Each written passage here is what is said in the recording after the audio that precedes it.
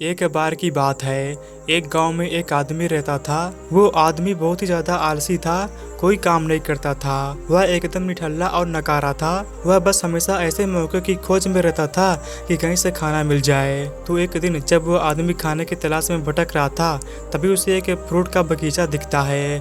तभी वह बगीचे के अंदर चला जाता है और एक पेड़ पर चढ़कर बैठ जाता है। लेकिन तभी अचानक वहां पर उस बगीचे का मालिक आ जाता है और उसे आदमी को पेड़ पर चढ़ता हुआ देख उस आदमी को चिल्लाते हुए नीचे आने के लिए कहता है। लेकिन यह आदमी बगीचे के मालिक को देखकर डर जाता है और नीचे आने से मना कर देता है। तभी उस बगीचे का मालिक अंदर जाकर एक बड़ा सा डंडा लेकर आता है। यह देखकर वह आदमी तुरंत पेड़ से नीचे उतरता है और मालिक के उसे तक पहुंचने से पहले ही वह जंगल की तरफ भागने लगता है और जंगल में जाकर वह छुप जाता है। कुछ देर छुपने के बाद वह आलसी आदमी वहां से निकलता है और जंगल के रास्ते से जब वह गांव की तरफ जा रहा था, तभी उसे एक लोमड़ी दिखती है जिसके सिर्फ 2 ही पैर थे और उसके 2 पर टूटे हुए थे। वह जंगल में लंगड़ाती हुई चल रही थी। यह देखकर वह सोचता है कि यह लोमड़ी अब तक इस घने जंगल में जिंदा कैसे है। यह लोमड़ी भाग नहीं सकती, चल नहीं सकती, तो यह कैसे अपने लिए खाने का इंतजाम करती होगी। कैसे यह लोमड़ी अपने आप को इस घने जंगल में दूसरे जानवरों से बचाती होगी। वह आदमी यह सोच ही रहा था, तभी अचानक वहाँ पर एक शेर आ जाता है जिसके मुंह में एक मांस का टुकड़ा था।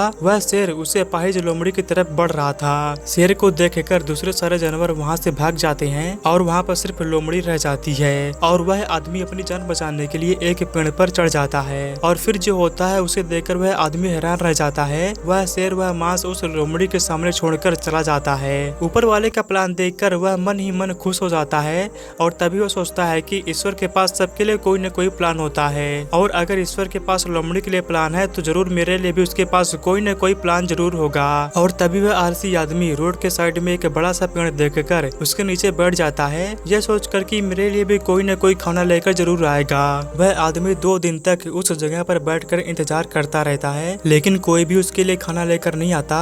आखिरकार जब उसे भूख बर्दाश्त नहीं होती तो वह खुद ही खाने की तलाश में निकल पड़ता है। वह रास्ते से जा ही रहा था कि तभी उसे रास्ते में एक बुजुर्ग आदमी मिलता है। वह आलसी आदमी उनसे कहता है कि मुझे भूख लगी है, आपके पास कुछ खाने के लिए हो तो मुझे दे दो। तभी वह बुजुर्ग आदमी उसे कुछ खाना और पानी दे देता है। खाना खाने के बाद वह आदमी उन बुजुर्ग आदमी से कहता है कि मैंने 2 दिन पहले जो देखा आप उस पर विश्वास नहीं करेंगे।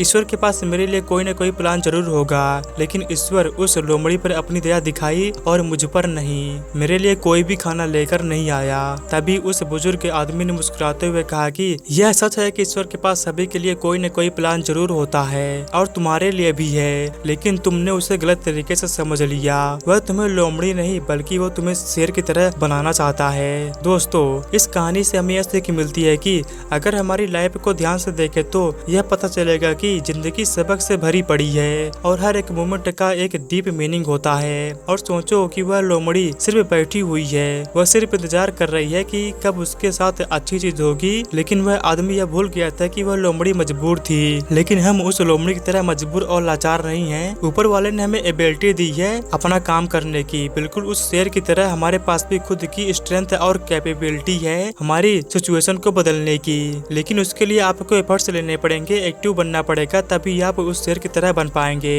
तो अगर आप इस कहानी को और भी लोगों तक पहुंचाना चाहते हैं तो इस वीडियो को लाइक करिए ताकि यूट्यूब इस वीडियो को और भी लोगों तक पहुंचाए। और अगर आपको कहानी पसंद आई है तो चैनल को सब्सक्राइब जरूर करिए। मिलता हूँ अगली कहानी में।